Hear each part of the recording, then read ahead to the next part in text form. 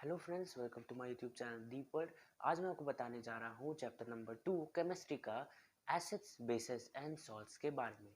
अब जैसे आपको पता है, हम लोग ने पिछले वीडियो में केमिकल रिएक्शंस एंड इक्वेशन वाला चैप्टर कवर किया था और उस चैप्टर में हमने बहुत सारी चीज़ें केमिस्ट्री की जानी थी जो कि हम लोग को 10th में आगे काम आने वाली है।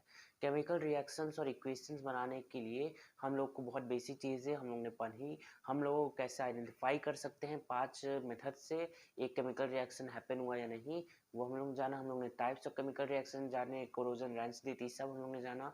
कई सारे केमिकल रिएक्शंस को हम लोग ने देखा और हम लोग को एक अच्छा मतलब कि मिल चुका है अंदाज़ा कि कैसे केमिकल रिएक्शन को बनाया जा सकता है। अब केमिस्ट्री में एक्चुअली 3 टाइप्स होते हैं।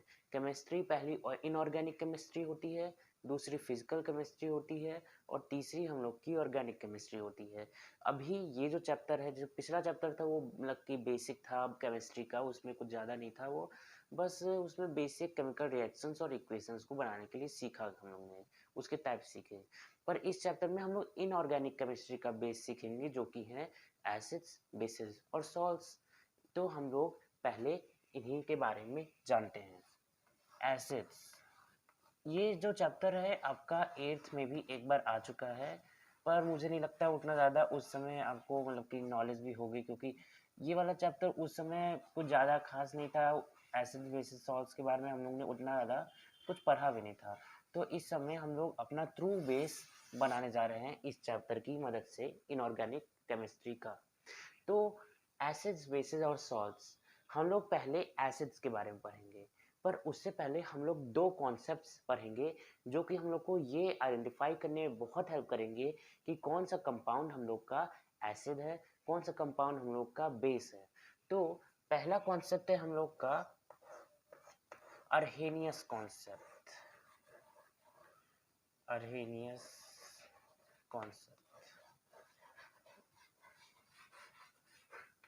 जो अर्हेनियस कॉन्सेप्ट है ये स्वांटे अर्हेनियस द्वारा दिया गया था। ये एक हम लोग के मतलब कि बहुत कि केमिस्ट थे जो कि इनऑर्गेनिक केमिस्ट्री में इनका बहुत बड़ा रोल है और ये पहली थियरी थी जो कि हम लोग के एसिड्स और बेसिस को डिफरेंशिएट करती है। मतलब कि इनके हिसाब से according to Arrhenius concept, a acid is a type of substance in which in their aqueous मतलब कि when the substance is diluted with water in their aqueous solution, they radiate or you can say they disconstitute into their respective anion and also form hydronium और hydrogen ions.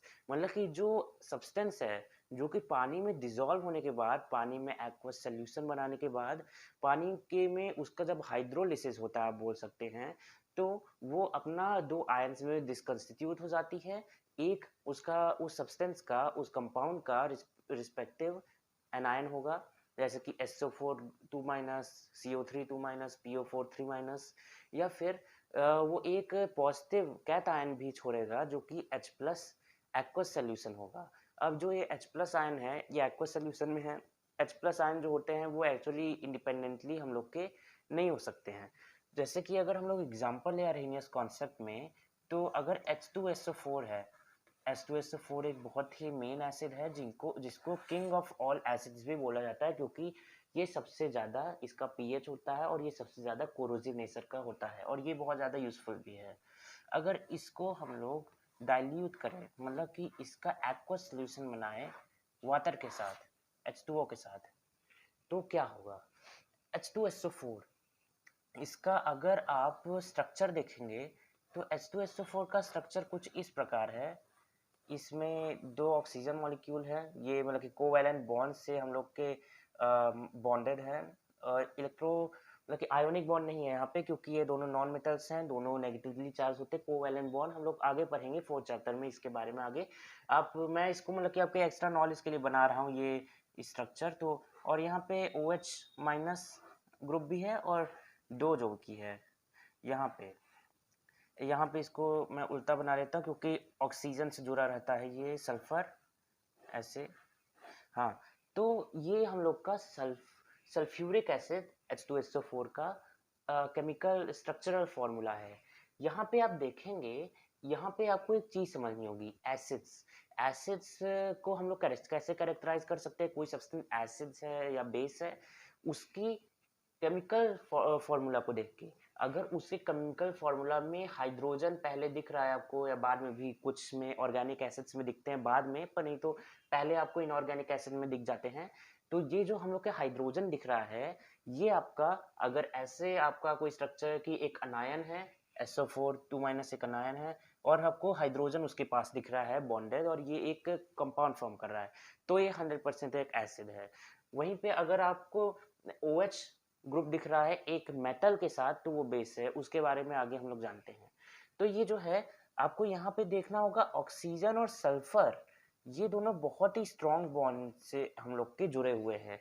Sulphur और oxygen का bond बहुत strong होता है, और ये जो है हम लोग का डिसकंस्टिट्यूट इजीली नहीं होगा, ये बहुत ज़्यादा एनर्जी इसको लगेगी, आयोनाइजेशन एनर्जी। ये वाले को भी बहुत ज़्यादा आयोनाइजेशन एनर्जी लगेगी, तो ये ऑक्सीजन तो नहीं निकलेगा।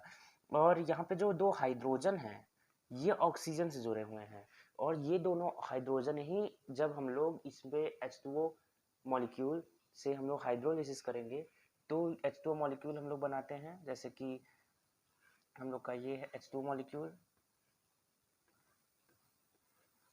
यहाँ पे हम लोग H2O मॉलिक्यूल बनाएंगे।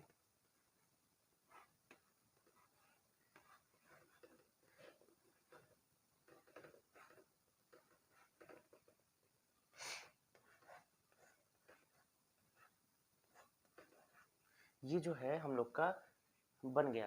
तो जो H2SO4 है, उसमें हम लोग के जो जैसे कि ये OH वाला, यहाँ पे ये, जैसे आपको पता है, वाटर जो है वो एक पोलर सॉल्वेंट है। सॉल्वेंट इसलिए क्योंकि लिक्विड फॉर्म में होता है, इसके अंदर चीज़ें सोल्यूट्स डिसॉल्व हो सकते हैं, और पोलर इसलिए है क्योंकि ऑक्सीजन आपको पता है नेगेटिवली चार्ज होता है, इसकी वैलेंसी नेगेटिव में आती है 2-, तो ये जो है, इसको हम लोग डेल से, स्मॉल डेल्टा से रिप्रेजेंट करते हैं, नेगेटिव चार्ज।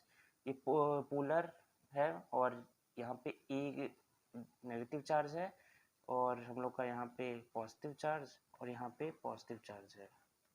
तो ये जो पॉजिटिव चार्ज है, वो यहाँ पे नेगेटिव चार्ज जो है हाइड्रोक्साइड में, इससे हम लोग का ये ऑक्सीजन जो है, मतलब कि हाइड्रोजन जुड़ेंगे, और ऑक्सीजन ये सब, मतलब कि जो हाइड्रोजन है वो इसमें चला जाएगा, और ये H3O प्लस फॉर्म करेगा। ये जो ऑक्सीजन है, ये मतलब कि H प्लस एक्चुअली पॉजिटिव होता है, ये नेगेटिव होता है, तो ये ऑक्सीजन मैं थोड़ा उल्टा बना दिया, यहाँ पे ऑक्सीजन इसको इसमें कंपाउंड में कर देगा, नहीं तो ये तो रिपेल हो जाएगा, क्योंकि हाइड्रोजन पॉजिटिव पॉजिटिव रिपेल हो जाते हैं, ऑक्सीजन इससे जुड़ेगा, और ये H3O प्लस बनाएगा। वैसे यहाँ पे भी ये H3O प्लस बनाएगा, यहाँ पे ये H3O प्लस बनाएगा, या ये भी, तो ये मतलब कि इसमें से हाइड्रोजन अलग कर देंगे, इससे हाइड्रोजन हम लोग का अलग हो जाएगा।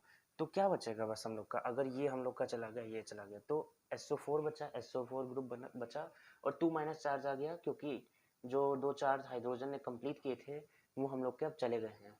तो यहाँ पे H3O प्लस बना हम लोग का, क्योंकि ऑक्सीजन ने इसका हाइड्रोजन को इससे डिसकंस्टिट्यूट कर दिया, और ये अपने कंपाउंड में ले लिया, तो H3O प्लस बनेगा, क्योंकि हाइड्रोजन पॉजिटिवली चार्ज है, तो यहाँ प्लस चार्ज आएगा, और ये हम लोग का SO4 2- होगा, जैसे मैंने आपको यहाँ पे स्ट्रक्चरल फॉर्मूला के थ्रू बताया। तो ये हम लोग का अरेनियस कॉन्सेप्ट के हिसाब से एसिड्स की डेफिनेशन है। When an acid is diluted with water, in मतलब कि when an acid, when a substance is diluted with water in its aqueous solution, it disconstitutes and forms its respective anion, and gives out hydronium or hydrogen aqueous ions in the beaker or solution. It will be known as an acid, and मतलब कि जितना ज़्यादा ये hydrogen ions देगा, उतना ज़्यादा ये मतलब कि एसिडिक आप बोल सकते होगा, उतना नीचे उसका pH होगा, ये आगे बात करेंगे हम लोग। वैसे ही HCl है, इसको भी अगर आप इसका हाइड्रोलिसिस कराएंगे, इसको भी एक्वस सोल्यूशन में डालेंगे, तो आपको इसका H प्लस एक्वस आयन लिखेगा। H प्लस एक्वस आयन चाहे आप इसको लिखें या फिर हाइड्रोनियम आयन H3O प्लस आप इसको लिखें, तो ये Cl माइनस इसका आ जाएगा, ये भी एक्वस रहेगा। ये हाइड्रोजन क्लोराइड तो गैस होती है, ये लिक्विड फॉर्म में रहेगा। तो ये आपका कुछ रिएक्शन हुए, और सिमिलरली आप HNO3 के साथ कर सकते हैं इसको। HNO3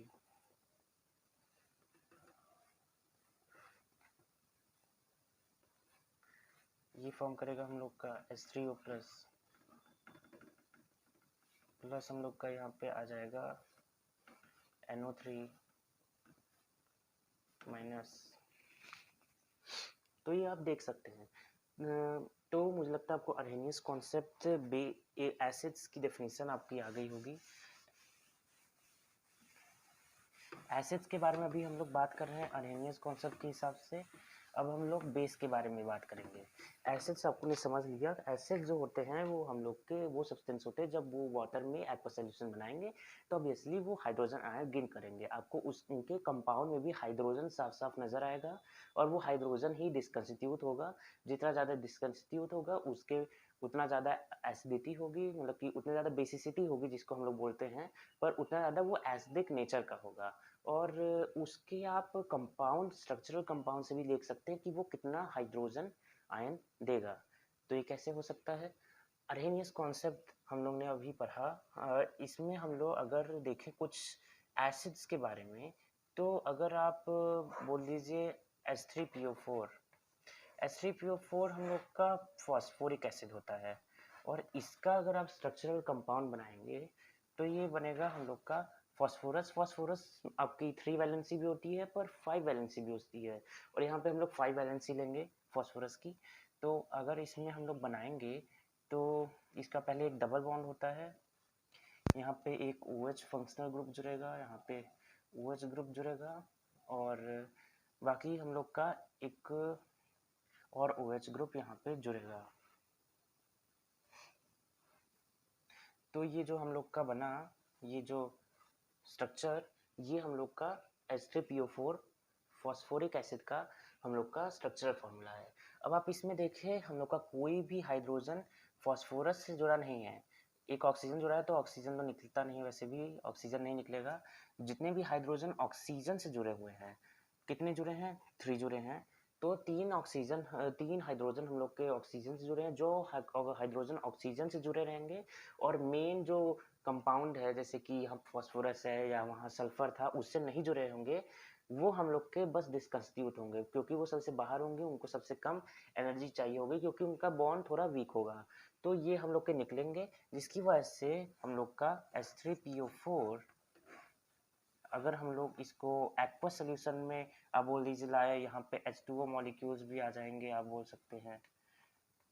ये इसका चार्ज नेगेटिव होगा, इसका चार्ज पॉजिटिव होगा, ये इसको अपने में ले लेगा, तो इसका आपको पता है बन जाएगा। एक्वस आप ऐसे भी लिख सकते, चाहे प्लस H2O बनाए या फिर H3PO4 एक्वस बनाए। यहाँ पे हम लोग का H प्लस आयन निकलेंगे एक्वस में। ये थोड़ा छोटा इक्वेशन बनेगा अगर आप एक्वस एक्वस लिखेंगे तो, नहीं तो H3PO4 plus H2O forms H3O plus hydronium ion, नहीं तो ऐसे बनेगा ये PO4 3 माइनस, क्योंकि 3 हाइड्रोजन आयन जो कि हम लोग के 3 चार्ज को फुलफिल कर रहे थे वो निकल गए हैं, तो 3 माइनस, क्योंकि पॉजिटिव है हाइड्रोजन और पॉजिटिव जब निकलेगा तो हम लोग का नेगेटिव चार्ज ज़्यादा हो जाएगा, तो 3 माइनस हो गया। और उसके अलावा हम लोग का फॉस्फोरिक एसिड है, ये फॉस्फोरिक एसिड इसको बोलते हैं। फॉस्फोरिक एसिड बनता कैसे है? फॉस्फोरिक एसिड हम लोग का बनता है, अच्छा रुकिए, अभी मैं आपको अर्हेनियस कॉन्सेप्ट और ये बताया था, तब हम लोग एसिड्स के बारे में और विस्तार से चर्चा करेंगे। नहीं तो अभी मैं सब बता दूंगा तो कैसे ये आपको कॉन्सेप्ट आएगा। तो आपको अपने अर्हेनियस कॉन्सेप्ट मतलब कि समझ लिया, मैं ये एग्जांपल लिया था आपके लिए।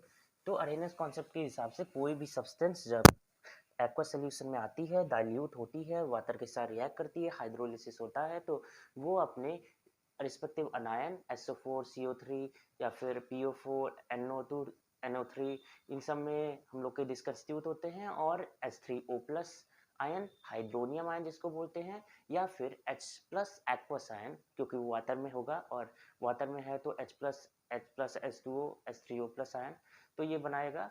और ये इसमें मतलब कि आप क्या बोल सकते हैं, अर्हीनियस कॉन्सेप्ट तो बेस के लिए अगर देखें तो बेस के लिए अर्हीनियस कॉन्सेप्ट, अर्हीनियस ने बोला बेस के लिए कि the substances on hydrolysis, on dilution of them with water, on reaction of them with water, they release hydroxide ion in their aqueous solution with their respective cation of the metal.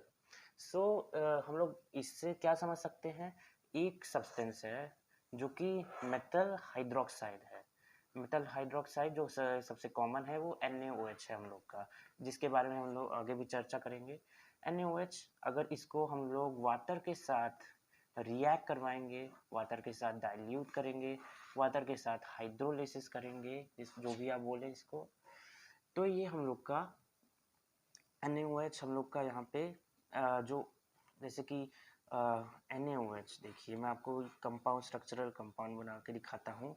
Na जो है हम लोग का, उसमें positive charge होता है, ये ionic bond से जुड़े रहते हैं, तो मैं कोवैलेंट बॉन्ड की तरह आपका ऐसे ऐसे डबल बॉन्ड ऐसे नहीं बनाऊंगा, क्योंकि ये कोवैलेंट बॉन्ड में होते हैं, ये ऐसे जुड़े रहते हैं आयोनिक इलेक्ट्रोस्टैटिक फोर्स से। और जब हम लोग का ये वाटर मॉलिक्यूल्स आते हैं, ये OH माइनस को बाहर निकालते हैं, Na को नहीं, OH को।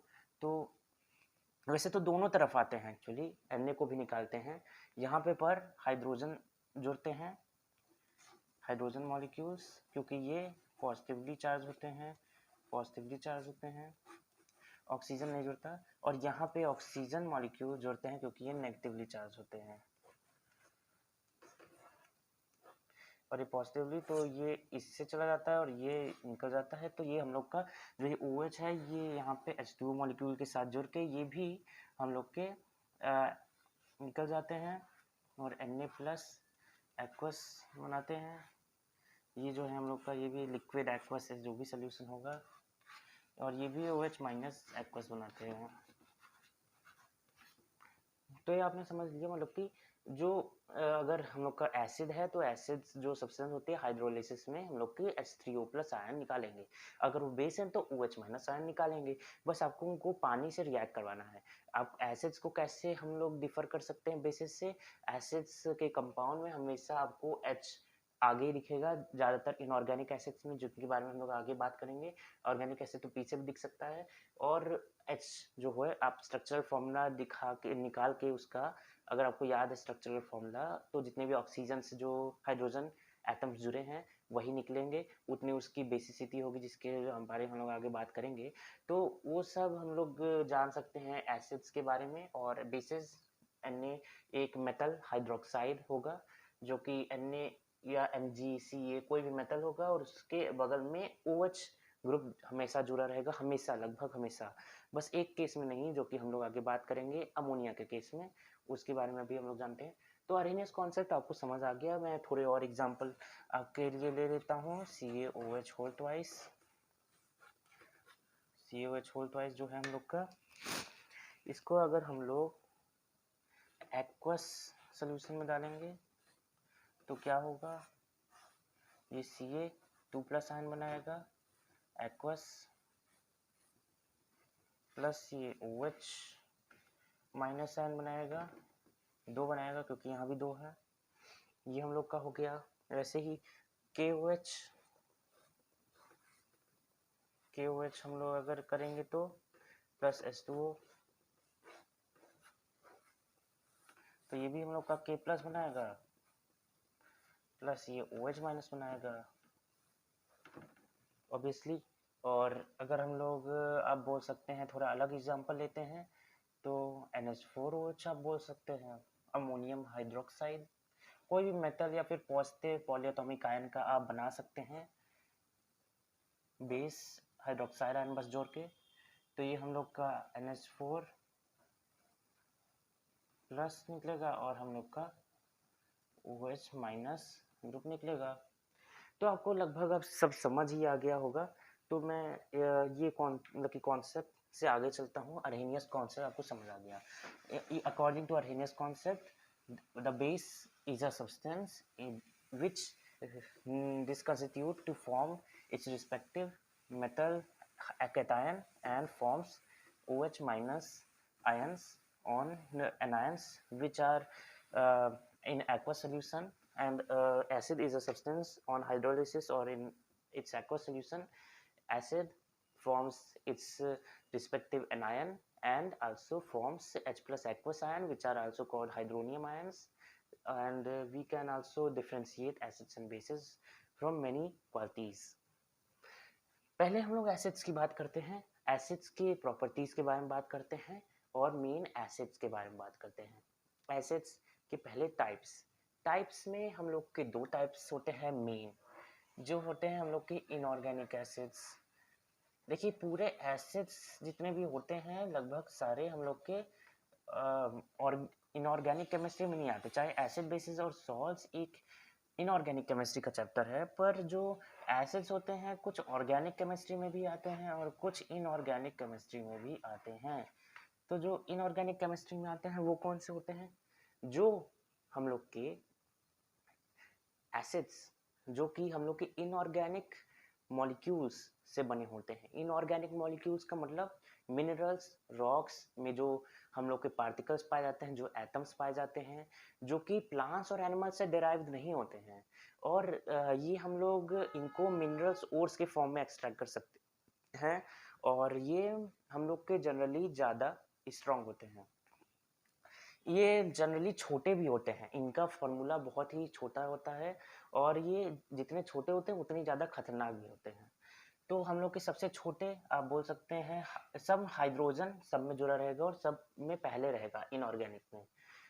तो हमेशा हाइड्रोजन यहाँ पे आप पहले लिखेंगे, हाइड्रोजन।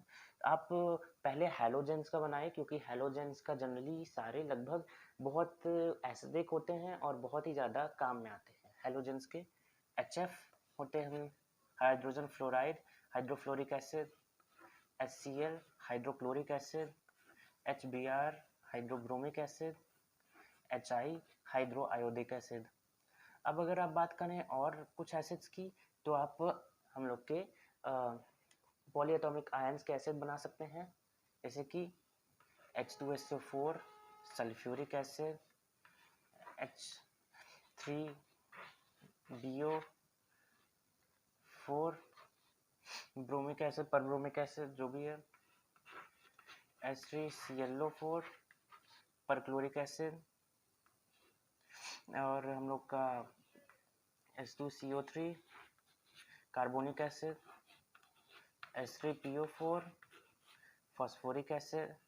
वैसे ही आप और भी एसिड बना सकते हैं, जैसे HClO3 chloric acid, HClO2 hypochloric acid, नहीं हाइपोक्लोरिक एसिड नहीं, ये हम लोग का chlorous acid, sorry chlorous acid, ये हम लोग का perchloric acid, chloric acid, chlorous acid, और हम लोग का ये जो है यहाँ पे H3 रहेगा, H3ClO हम लोग का क्लोरस एसिड। तो ये हम लोग का एसिड्स हुए कुछ, और हम लोग की अगर और बात करें, यहाँ पे शायद यहाँ 3 रहा, यहाँ शायद नहीं रहेगा, मैं सॉरी यहाँ 3 लगा दिया। हाँ ये perchloric acid, chloric acid, chlorous acid और हाइपोक्लोरस एसिड, सॉरी मैं यहाँ पे 3 लगा दिया था, वो कभी कभी गलती हो जाती है। तो यहाँ पे ये है ब्रोमिक एसिड, परब्रोमिक एसिड, यहाँ पे H3PO3 भी होता है, फॉस्फोरस एसिड, H3PO2 भी होता है हम लोग का, फॉस्फेनिक एसिड, और वैसे ही हम लोग के HNO3 भी होता है हम लोग का नाइट्रिक एसिड, HNO2 भी होता है हम लोग का नाइट्रस एसिड, और हम लोग क्या बोल सकते हैं, हम बहुत सारे एसिड्स होते हैं हम लोग के, बस हम लोग और क्या इनऑर्गेनिक एसिड में हम लोग एग्जांपल नहीं, लगभग इतने ही हैं, और भी बहुत सारे होते हैं, नहीं तो आप और भी सर्च कर सकते हैं। ऑर्गेनिक एसिड्स की बात करते हैं। ऑर्गेनिक एसिड्स बहुत ज़्यादा होते हैं, बल्कि इनऑर्गेनिक्स की संख्या तब भी कम है, ये कुछ मेन एसिड्स हैं, बल्कि इनमें से भी सारे स्ट्रॉन्ग एसिड नहीं है, कई सारे इनमें वो वीक एसिड, जैसे ये एक स्ट्रॉन्ग एसिड है, ये भी आप स्ट्रॉन्ग बोल सकते हैं, पर ये वीक है, ये एक वीक एसिड है, ये सबसे स्ट्रॉन्ग एसिड है, ये भी स्ट्रॉन्ग एसिड है, ये स्ट्रॉन्ग है, ये वीक है, ये वीक एसिड है, ये वीक एसिड है, ये वीक एसिड है, ये एक स्ट्रॉन्ग एसिड है, ये स्ट्रॉन्ग एसिड है, ये स्ट्रॉन्ग एसिड है, ये स्ट्रॉन्ग एसिड, ये थोड़ा सा वीक एसिड है। उसके अलावा आप और भी ले सकते हैं। H2S एक हम लोग का हाइड्रोजन सल्फाइड भी एक्चुअली एसिड में ही आता है, और हम लोग का HCN हाइड्रोसाइनिक एसिड भी हम लोग का ये एसिड्स में ही आता है। तो हाइड्रोजन साइनाइड भी एसिड्स में आता है, और भी कई सारे एसिड्स होते हैं, पर हम लोग इतना अभी जानते हैं। ऑर्गेनिक एसिड्स हम लोग के जैसे कि बेंजोइक एसिड में हम लोग का इसका फॉर्मूला है C6H5 COOH।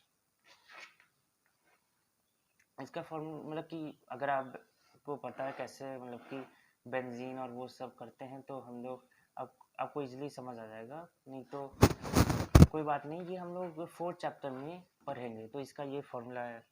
वैसे ही हम लोग का CH3COOH ये one of the most common acid है हम लोग का, ऑर्गेनिक एसिड। इसका भी मैं अगर फॉर्मूला बनाऊं तो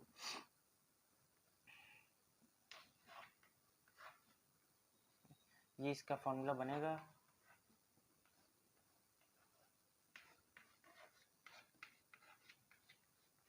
ये हम लोग का बेंजोइक एसिड है, क्योंकि जो C6 हम लोग का जो होता है C6H6 बेंजीन, ये इसको बेंजीन बोलते हैं। इसमें जब COOH ग्रुप लग जाता है तो हाइड्रोजन एक चला जाता है और COOH आ जाता है, तो ये 5 हो जाता है, C6H5 और COOH ग्रुप। तो बेंजीन प्लस ये कार्बोनिक, इसको फंक्शनल ग्रुप बोलते हैं। ये हम लोग 4th चैप्टर में पढ़ेंगे। ऑर्गेनिक एसिड्स जितने भी होते हैं सब में COOH हमेशा लगा रहता है, और जो बड़े एसिड्स होते हैं उसको हम लोग शॉर्ट में भी लिखते हैं, नहीं तो छोटे एसिड्स को हम लोग ऐसे स्ट्रक्चरल, इनको कंडेंस्ड फार्मूला वैसे बोलते हैं। स्ट्रक्चरल फार्मूला ये होता है, जो नॉर्मल केमिकल फार्मूला होता है वो ये होता है। एम्पेरिकल फार्मूला भी हम लोग लगाते हैं, पर एम्पेरिकल फार्मूला से थोड़ा सा हम लोग अच्छे से सटीकता से एक एसिड के बारे में हम लोग कभी कभी नहीं जान पाते, क्योंकि कई सारे एसिड्स के सेम फार्मूले हो सकते हैं, और ये कंडेंस फार्मूला इसको बोलते हैं। वैसे ही ये हम लोग इसको हम लोग बोलते हैं, ये एक्चुअली सारे इनऑर्गेनिक एसिड वीक होते हैं, मतलब कि उतना ज़्यादा इनकी कोरोसिव प्रॉपर्टी नहीं होती, उतना ज़्यादा नुकसान नहीं पहुंचा सकते। ये स्ट्रॉन्ग भी होते हैं, वीक भी होते हैं, पर इनमें ज़्यादातर मतलब कि जो होते हैं, मतलब कई इनमें स्ट्रॉन्ग होते हैं, और स्ट्रॉन्ग एसिड लगभग सारे इसमें ही आते हैं, मतलब सारे इसमें ही आते हैं मतलब कि। और हम लोग के कुछ एसिड्स की बात करें तो C3H6O3 ये हम लोग का लैक्टिक एसिड है, ये कर्ब में पाया जाता है। लैक्टिक एसिड इसको बोलते हैं, ये हम लोग के मिल्क कर्ड में पाया जाता है। ये हम लोग इसको एसिटिक एसिड या फिर इथेनोइक एसिड बोलते हैं। इथेनोइक एसिड इसलिए क्योंकि इसमें 2 कार्बन मॉलिक्यूल है, तो जो 2 कार्बन मॉलिक्यूल वो उसको इथाइल बोलते हैं, तो ethyl carbonic acid ethanoic acid. ये लैक्टिक एसिड है, क्योंकि ये लैक्टिक से आपको समझ आ रहा होगा मिल्क मतलब कि जो सावर मिल्क होता है, मतलब कि कर्ड में पाया जाता है। और हम लोग का कुछ और एसिड जैसे कि C6H8O7 ये भी एक एसिड है। यहाँ पे इसको सिट्रिक एसिड बोलते हैं। ये हम लोग का सिट्रस फ्रूट्स जैसे कि हम लोग के ऑरेंज इन सब में पाया जाता है। और ऐसे ही C6H8O6 ये भी एक एसिड है, इसको हम लोग एस्कॉर्बिक एसिड बोलते हैं। ये vitamin C, actually ascorbic acid को हम लोग विटामिन सी भी बोलते हैं। और ये जितने भी आपको सावर फ्रूट्स दिखेंगे लगभग उन सब में होगा। सिट्रस फ्रूट में भी ये होता है, और आंवला और जितने भी हम लोग के सावर फ्रूट होते हैं उनमें होता है। और आप बोले तो C3H4O3 इसको पायरुविक एसिड बोलते हैं। ये ग्लाइकोलाइसिस में जब ग्लूकोज का होता है, आपने बायो में पढ़ा होगा, उसमें ये फॉर्म होता है। पायरुवेट भी इसको बोलते हैं। और अगर मैं हम लोग और एसिड्स की बात करें तो हम लोग का ऑक्सैलिक एसिड होता है, COOH होल ट्वाइस, इसको हम लोग ऑक्सैलिक एसिड बोलते हैं। ये हम लोग का एक और बहुत ही मतलब कि मतलब ज़्यादा पाया जाने वाला एसिड होता है। ये टमाटो और स्पिनच में पाया जाता है।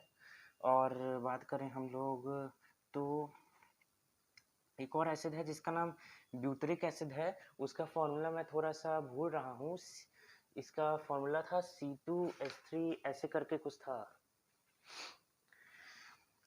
ब्यूटेरिक एसिड जो रैंसिड बटर में पाया जाता है, इसको हम लोग मतलब कि ये रैंसिड होता है, इसकी स्मेल अच्छी नहीं होती है, इसका टेस्ट भी अच्छा नहीं होता है और ये बटर को की प्रॉपर्टी को बेकार करता है। और बात करें हम लोग और एसिड्स की, तो हम लोग को जैसे कि हम लोग नॉर्मल एसिड्स की बात करें, CH3, CH2, COOH, हम लोग का प्रोपायोनिक एसिड, वैसे ही हम लोग का HCOOH, हम लोग का मिथनोइक एसिड या फॉर्मिक एसिड, ये बी स्टिंग में भी पाया जाता है, नेटल स्टिंग में भी पाया जाता है और हम लोग के एंट स्टिंग में भी यही पाया जाता है, मिथनोइक एसिड या फॉर्मिक एसिड। वैसे ही हम लोग का और भी कई सारे एसिड होते हैं, वैसे नहीं तो हम लोग बस इतना ही अभी जानते हैं। और सबका केमिकल फॉर्मूला थोड़ा याद करना मुश्किल होता है, तो मैं इसीलिए थोड़ा सा हेल्प लेता हूँ, क्योंकि मुझे आपको वो करना है। मैलिक एसिड भी एक एसिड होता है जिसका फॉर्मूला हम लोग का C4H6O होता है। टारटारिक एसिड भी होता है जिसका फॉर्मूला C4H6O6 होता है। वैसे ही हम लोग का एक एसिड और होता है जिसका नाम है यूरिक एसिड, जिसका फॉर्मूला C5H4N4O3 भी होता है। तो ये मैं कुछ एसिड मतलब कि एक्स्ट्रा लिया, उसके अलावा भी बहुत सारे एसिड्स होते हैं।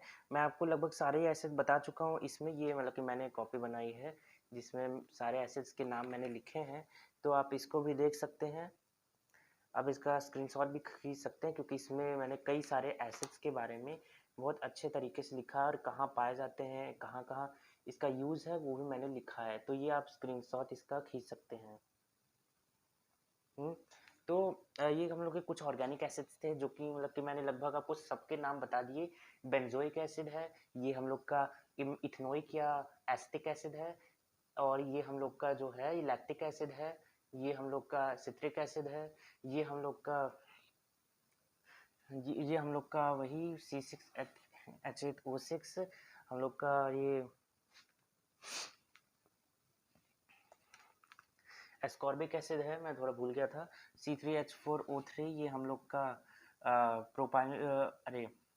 पायरुविक एसिड है, ये हम लोग का ऑक्जेलिक एसिड है, ये हम लोग का प्रोपायोनिक एसिड है, ये मिथनोइक एसिड है, इसको फॉर्मिक एसिड भी बोलते हैं। ये हम लोग का जो है ये हम लोग का मैलिक एसिड है, ये हम लोग का टारटारिक एसिड है, ये हम लोग का यूरिक एसिड है, ये हम लोग के यूरिन में पाया जाता है। टारटारिक एसिड जो होता है हम लोग का, वो हम लोग टैमरिन मैंगो, अनराइपन मैंगो में पाया जाता है। और जो हम लोग का ऑक्जेलिक एसिड होता है वो तो आपको पता ही है, हम लोग के स्पिनच टमाटो में पाया जाता है। मैलिक एसिड जो होता है वो हम लोग का वो वैसे तो कैक्टस ये सब भी मैलिक एसिड फॉर्म करते हैं, पर जनरली हम लोग के उसमें पाया जाता है एप्पल्स में मैलिक एसिड। और अगर हम लोग बात करें तो बस इतना ही अभी ऑर्गेनिक एसिड्स की बात करते हैं। बाकी आपको मैं कुछ एसिड्स और उसके फॉर्मेशन और हम लोग उनके बारे में जानते हैं। तो इनऑर्गेनिक एसिड्स और ऑर्गेनिक एसिड आपने समझ लिए। जो ऑर्गेनिक एसिड होते हैं जनरली वीक एसिड्स होते हैं, जो ऑर्गेनिक एसिड होते हैं वो जनरली स्ट्रॉन्ग एसिड्स होते हैं। अरे मतलब कि जो ऑर्गेनिक एसिड्स होते हैं वो जनरली वीक एसिड होते हैं, और जो इनऑर्गेनिक एसिड्स होते हैं वो जनरली स्ट्रॉन्ग एसिड होते हैं। और ये जो है हम लोग के इनऑर्गेनिक मिनरल्स और से पाए जाते हैं। जो इनऑर्गेनिक होते हैं वो हम लोग के नॉर्मल जो इनऑर्गेनिक होते हैं मिनरल सोर्स से पाए जाते हैं, ऑर्गेनिक जो होते हैं हम लोग के नॉर्मल प्लांट्स और एनिमल्स से पाए जाते हैं। और उसके अलावा हम लोग बात करते हैं सेकंड दो और मतलब कि 3 टाइप्स की, जो कि हम लोग का ट्राई नहीं मतलब कि पहले तो हम लोग का मोनो से होगा, मोनो प्रोटिक, डाइप्रोटिक या फिर हम लोग के ट्राइप्रोटिक एसिड्स की। तो यहाँ पे हम लोग ने प्रोटिक क्यों लिखा है, प्रोटिक का मतलब क्या हुआ? आपने देखा होगा आपने मतलब कि पहले से ही पढ़ रखा होगा मोनोबेसिक, डाइबेसिक, ट्राइबेसिक के एसिड्स के बारे में। पर बेसिक एसिड्स बेसिक होंगे, ये कुछ ज़्यादा सेंस बना नहीं रहा है, और ये नाम भी उतना अच्छा नहीं लग रहा है, ट्राई बेसिक, डाई बेसिक या आई बेसिक क्यों हम लोग रखे हैं? तो इससे अच्छा हम लोग का प्रोटिक रखे हैं, क्योंकि जो एसिड्स होते हैं हमको पता है ये H प्लस आयन डोनेट करते हैं। और H प्लस आयन क्या होता है? हम लोग का जो हाइड्रोजन होता है उसमें एक प्रोटॉन और एक न्यूट्रॉन अरे न्यूट्रॉन जीरो होता है एक्चुअली, एक प्रोटॉन और एक इलेक्ट्रॉन होता है। पर जब इसका हम लोग हाइड्रोजन का हम लोग अगर आयनाइजेशन कर दें, हम लोग H प्लस बना दें, तो इसमें तो बस एक प्रोटॉन बचेगा। मतलब कि हाइड्रोजन आयन जो होता है इज इक्वल टू हम लोग का प्रोटॉन। और अगर कोई एसिड जो है वो प्रोटॉन दे रहा है और कितनी मात्रा में दे रहा है, उसको उसकी प्रोटिसिटी हम लोग बोल सकते हैं। मतलब कि जितना वो हाइड्रोजन दे रहा है, हाइड्रोजन आयन दे रहा है, जितना प्रोटॉन दे रहा है वो उसकी प्रोटिसिटी होगी। अगर एक प्रोटॉन दे रहा है तो mono proticity, mono protic acid, mono basic acid जिसको बोलते हैं, di basic acid 2 proton giver, tri basic acid 3 proton giver. तो हम लोग देखते हैं मोनोबेसिक एसिड, मोनोप्रोटिक एसिड या मोनोबेसिक एसिड जनरली हम लोग के हैलोजेंस के एसिड्स होते हैं, जो कि HF हुआ, HCl हुआ, HBr हुआ और हम लोग के HI हुआ। उसके अलावा हम लोग के HNO3 भी आते हैं इसमें, और हम लोग का और HClO4, HClO3 भी आता है, HClO2 भी आता है और HClO भी आता है। वैसे ही हम लोग के HCN भी आता है इसमें, साइनिक एसिड। और हम लोग के monoprotic acid I think so इतने ही, और कितना हम लोग बोल सकते हैं मोनोप्रोटिक एसिड के बारे में। और हम लोग के अगर देखें हम लोग तो डाइप्रोटिक एसिड में हम लोग के आ जाते हैं H2CO3, H2SO4 और H2, और आप क्या बोल सकते हैं H2PO3, H2PO3 भी इसमें आता है। और हाँ H2 यहाँ पे एक और आता है हम लोग का, यहाँ पे H3PO3, सॉरी H3PO3 यहाँ आता है, और यहाँ पे H3PO2 आता है मोनोप्रोटिक एसिड में। और ये आपको बताऊंगा अभी मैं, ये क्यों आपको यहाँ पे कंफ्यूजन हो रहा होगा ये क्यों आते हैं, तो मैं अभी आपको बता रहा हूँ। तो डाइप्रोटिक एसिड और भी होते हैं वैसे तो, पर हम लोग और कितना एग्जांपल ले सकते हैं, मतलब कि ट्राइप्रोटिक एसिड हम लोग के जनरली H3PO4 होता है, और हम लोग का H3BO4 भी होता है हम लोग का, बोरिक एसिड और फॉस्फोरिक एसिड। तो ये हम लोग के कुछ एसिड्स हुए हम लोग के प्रोटिसिटी के हिसाब से, जितना प्रोटॉन वो दे सकते हैं अपने आयंस के फॉर्म में, वो हम लोग का उतना हम लोग का हाइड्रोजन आयन दे सकते हैं, उतना ज़्यादा प्रोटिसिटी होगा, उतना ज़्यादा बेसिसिटी होगा, उतना ज़्यादा वो प्रोटिक होंगे। तो इसका तो मतलब कि आपको बनाने की ज़रूरत नहीं है उतना, क्योंकि ये क्या होंगे, मतलब कि इसका फॉर्मूला क्या होगा, HF होगा, ये कोवैलेंट बॉन्ड है इसमें, मतलब कि HCl होगा इसका, यहाँ पे इसका SBr होगा, वैसे ही इसका HI होगा। इसमें कुछ ज़्यादा नहीं है, यहाँ साफ दिख रहा है कि आपको एक एक हाइड्रोजन इसमें से जाएंगे। पर अगर आप इसमें देखें जैसे कि HNO3 में, तो HNO3 जो है हम लोग का यहाँ पे नाइट्रोजन है यहाँ पे हम लोग का, और इसमें यहाँ पे डबल बॉन्ड बनेगा, यहाँ पे हम लोग का एक डबल बॉन्ड बनेगा, तो यहाँ पे एक OH ग्रुप भी जुड़ा रहेगा। तो आपको यहाँ साफ दिख रहा है ये एक हाइड्रोजन निकल जाएगा, और HNO3 मोनोप्रोटिक एसिड है। HClO4 देखें तो हम लोग यहाँ पे क्लोरीन है, क्लोरीन के साथ हम लोग के हाइड्रो ये सब जुड़े हुए हैं।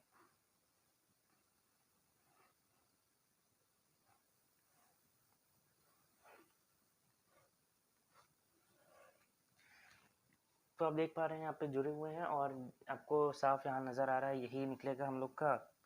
वैसे ही ये मुझे उतना सही नहीं लग रहा है, मतलब कि मैं अभी देखा नहीं हूँ, मैं अपने से बना रहा हूँ वैसे, पर मतलब कि मैं इसको देख के नहीं बना रहा हूँ, तो हो सकता है गलत हो, आप इसको चेक कर दीजिए ज़रा परक्लोरिक एसिड का फॉर्मूला क्योंकि थोड़ा सा मुझे कन्फ्यूजन है इसमें।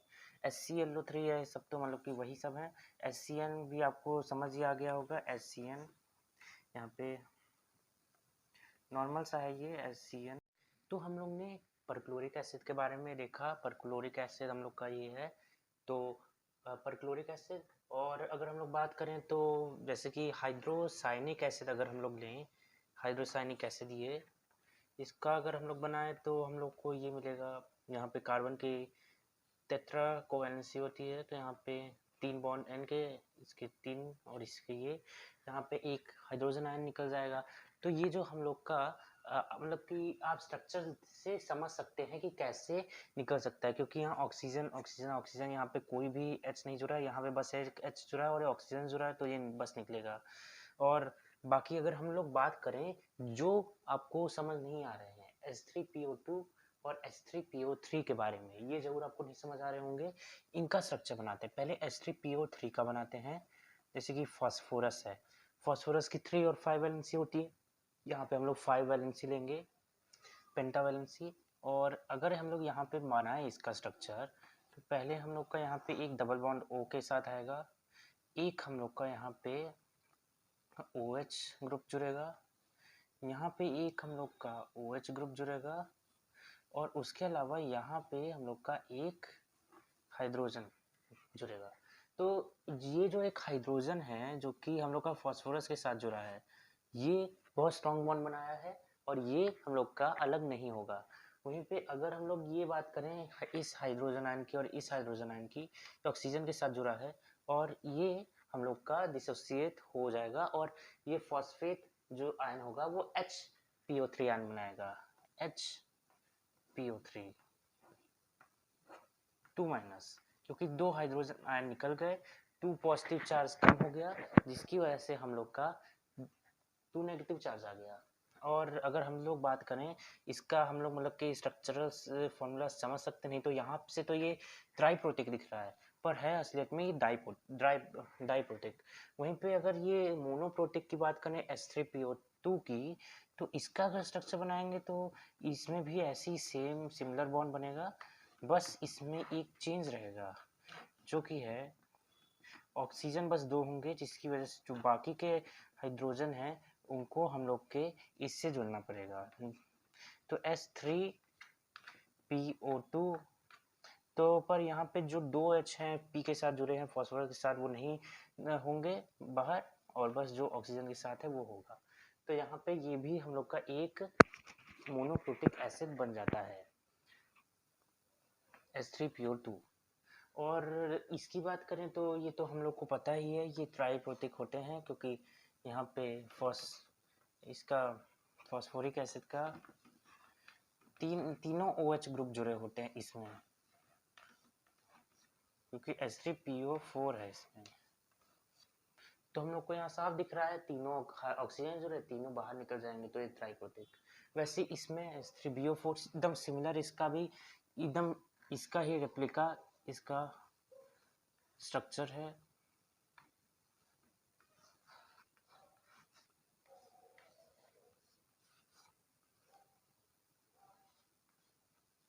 एकदम सेम इसमें भी हम लोग का जो रहेगा यहाँ पे OH ग्रुप।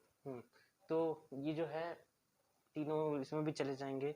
तो इसमें कुछ ज़्यादा कुछ करना नहीं है, बस आपको देखना है कितने हाइड्रोजन आयन है। मोस्ट ऑफ द टाइम जितने हाइड्रोजन होते हैं एक कंपाउंड में उतने ही निकलते हैं, पर कुछ स्पेशल केसेस जैसे H3PO2 में और H3PO4 में है, जहाँ पे हम लोग के H3PO3 में है, जहाँ पे हम लोग के बस यहाँ पे 2 और यहाँ पे बस 1 हाइड्रोजन आयन निकलता है।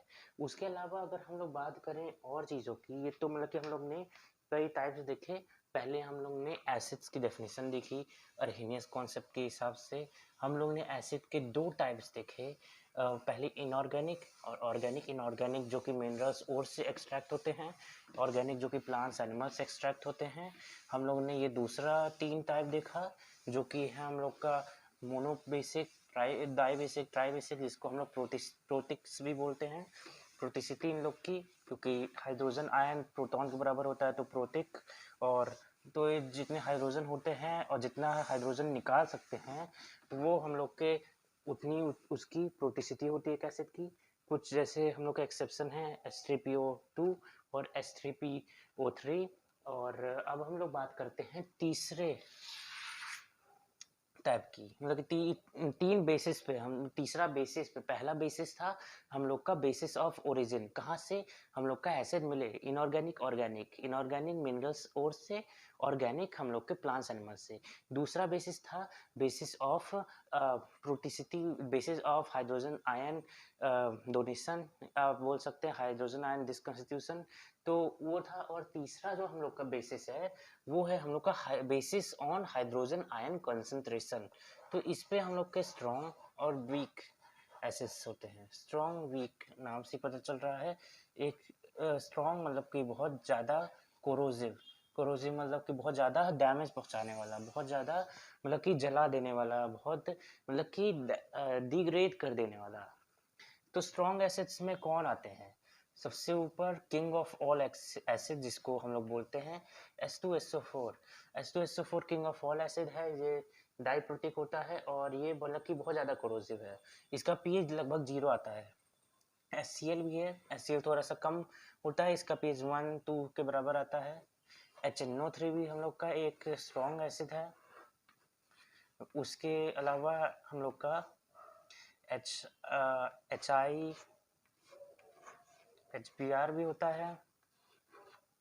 और हम लोग का और बात करें तो हम लोग के पर क्लोरिक एसिड भी है और क्लोरिक एसिड भी है। तो ये कुछ मतलब कि स्ट्रॉन्ग एसिड के एग्जांपल हुए हम लोग के। तो ये स्ट्रॉन्ग होते हैं, इनऑर्गेनिक एसिड ही होते हैं जो कि स्ट्रॉन्ग होते हैं, और इनमें से बहुत कुछ ही हैं जो कि हम लोग के यहाँ तक होते हैं, नहीं तो बाकी सारे वीक में आते हैं। जैसे कि कार्बोनिक एसिड H2CO3, जैसे कि फॉस्फोरिक एसिड H3PO4। अगर फॉस्फोरिक एसिड इसमें आ गया तब तो ऑब्वियसली जो उसके और भी जो हैं वो भी इसी में आ जाएंगे, H3PO3 फॉस्फोरस एसिड और H3PO2 फॉस्फेनिक एसिड भी हम लोग के इसमें आ जाएंगे।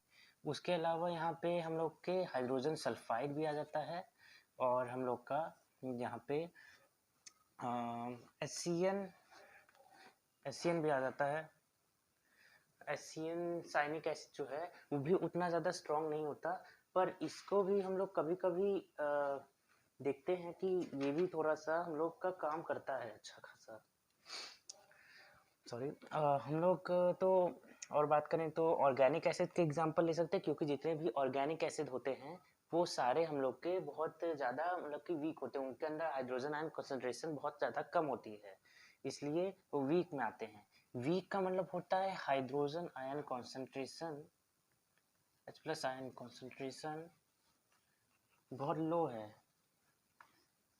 वहीं पे अगर स्ट्रॉन्ग एसिड की बात करें तो यहाँ पे इनका हाइड्रोजन आयन कंसंट्रेशन बहुत ज़्यादा हाई है, इसकी वजह से स्ट्रॉन्ग और वीक होते हैं।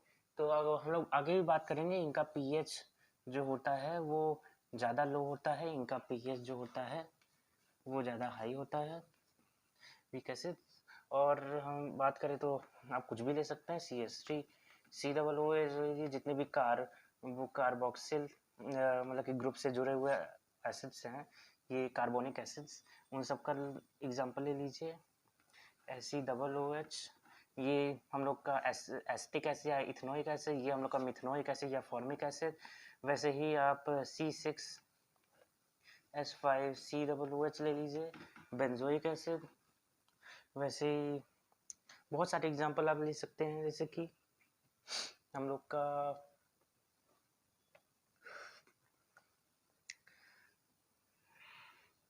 अब और कितने एग्जांपल हैं, मतलब कि जितने भी हम लोग के ऑर्गेनिक एसिड हैं वो सारे वीक एसिड होते हैं। आप प्रोपायोनिक एसिड ले सकते हैं, CH3CH2 COOH। वैसे आप ब्यूटानोइक एसिड ले सकते हैं, CH3CH2 CH2OH।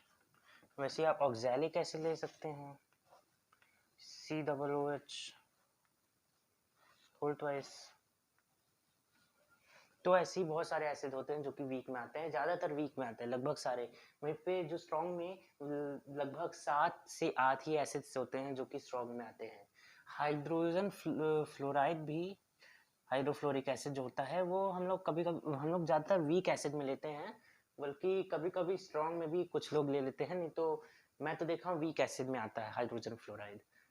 तो हम लोग का ये स्ट्रॉन्ग वीक एसिड हुआ, ये as per the hydrogen ion concentration होता है, जिसके बारे में हम लोग बात करेंगे। क्योंकि आपको पता है जितना ज़्यादा कोई कि जो कि सब्सटेंस हाइड्रोजन आयन डिसोसिएट करता है इन इट्स एक्वस